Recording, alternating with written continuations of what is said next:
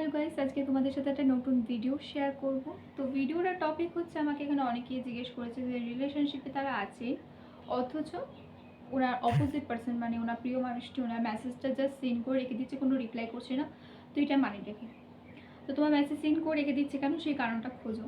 তুমি নিশ্চয়ই কিছু করেছো যার জন্য মেসেজটা সিন করে রেখে দিচ্ছে, অথবা তার তরফ থেকেও কোনো ক্লু হতে পারে যে তাই জন্যই সে মেসেজটা সিন করে রেখে দিচ্ছে। কীরকম, যে সে অন্য কাউকে পেয়ে গেছে। এটা প্রথমে নিয়ে নিও না মাইন্ডে, প্রথমে নিজের দোষ গুণটা খোঁজো যে তোমার নিজের ভুল কোথায় আছে, ভুলটাকে খোঁজো, দেখবে তুমি অ্যান্সার পেয়ে গেছো। আর যদি তোমার সত্যিকারের কোনো ভুল না থাকে তাহলে বারবার জিজ্ঞেস করো তাকে।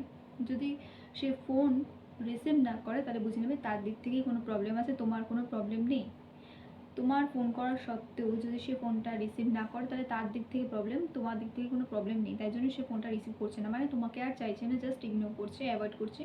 তুমিও তাই করো, অ্যাভয়েড করে যাও, কোনো কথা বলার চেষ্টা করো না, জাস্ট চুপ করে যাও। যদি তার নিজের সে দোষটা বুঝতে পারে বা ভুলটা বুঝতে পারে, সে নিজে থেকেই কথা বলবে।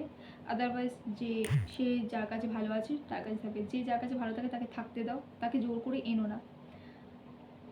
তুমিও নিজের লাইফে কোনো প্রিয় মানুষ এমনই পাবে যে তোমার কাছে ভালো থাকবে, তো সেটা নিয়ে চিন্তা করো, ফোকাস করো লাইফে, আগের কথা ভুলে যাও।